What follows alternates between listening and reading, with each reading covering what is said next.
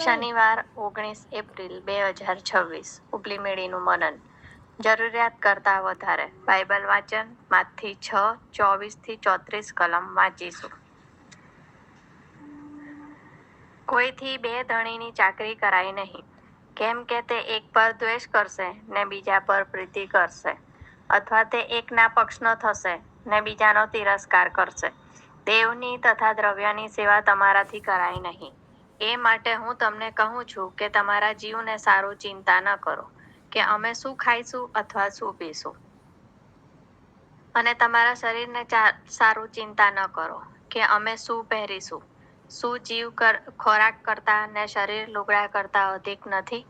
આકાશના પક્ષીઓને જુઓ, તેઓ તો વાવતા નથી ને કાંતતા નથી ને વખારોમાં ભરતા નથી, તો પણ તમારો આકાશમાંનો બાપ તેઓનું પાલન કરે છે. તો તેઓ કરતા તમે અધિક નથી શું?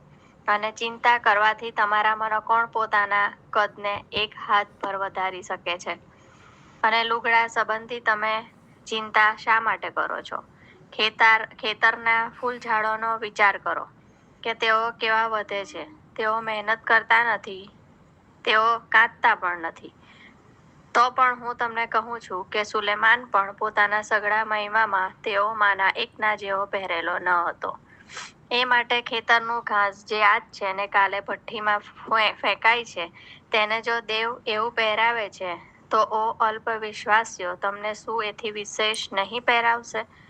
માટે અમે શું ખાઈએ અથવા શું પીએ અથવા શું પહેરીએ એમ કહેતા ચિંતા ન કરો, કારણ કે એ સગડાવાના વિદેશીઓ શોધે છે. કેમ કે તમારો આકાશમાંનો બાપ જાણે છે કે એ બધાની તમને અગત્ય છે. પણ તમે પહેલા તેના રાજ્યને તથા તેના ન્યાયપણાને શોધો, એટલે એ બધા વાના પણ તમને અપાશે. તે માટે આવતીકાલને સારું ચિંતા ન કરો, કેમ કે આવતીકાલ પોતાની વાતોની ચિંતા કરશે.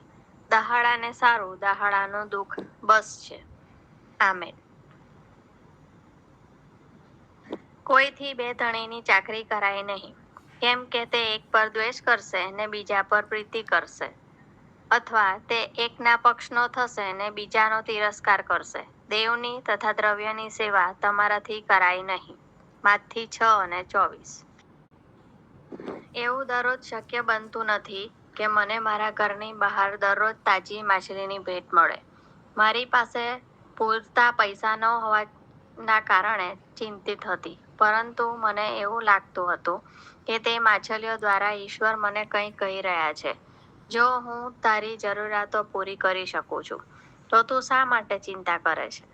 મને માથી 6:25-34 યાદ આવ્યું, અને મારા મનને થોડા સમય માટે શાંતિ મળી. પરંતુ આખરે હું બીજી ચિંતાઓના વંટોળમાં ફસાઈ ગઈ. તે સમયે ઈશ્વરે એક ઊંડા સત્ય તરફ મારું ધ્યાન દોર્યું. હું ઈશ્વરમાં નહીં પણ નાણાંમાં વિશ્વાસ રાખતી હતી. માથી 6:24 ઈસુએ કહ્યું છે, કોઈથી બે ધણીની ચાકરી કરાય નહીં, કેમ કે તે એક પર દ્વેષ કરશે ને બીજા પર પ્રીતિ કરશે, અથવા તે એકના પક્ષનો થશે ને બીજાનો તિરસ્કાર કરશે. દેવની તથા દ્રવ્યની સેવા તમારાથી કરાય નહીં. શરૂઆતમાં હું સ્વીકારી શકતી ન હતી કે નાણાં અમારા માલિક છે, પરંતુ જેમ જેમ મેં તે વિશે વિચાર્યું, તેમ તેમ મને ખબર પડી કે તે સાચું છે. સ્થિર નોકરી અને થોડી બચત હોવા છતાં પણ હું ચિંતિત હતી. મેં નાણાં પર ધ્યાન કેન્દ્રિત કર્યું, પણ ઈશ્વર કોણ છે?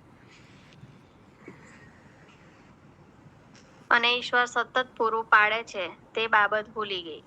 હું ઈશ્વરની આભારી છું કે તમે મારું ધ્યાન તેમની તરફ ફેરવ્યું અને તેઓ ઉદારતાથી પૂરું પાડે છે તેની યાદ અપાવી. માથી 7:11. ઈશ્વર મારો મહા મોટો આધાર છે. ઉત્પત્તિ 15:1. અને ઈશ્વર જરૂરિયાત કરતાં વધારે પૂરું પાડે છે. આજનો સુવિચાર. ઈશ્વર સાથેના મારા સંબંધની સરખામણીમાં કોઈ પણ સંપત્તિની તુલના થઈ શકતી નથી.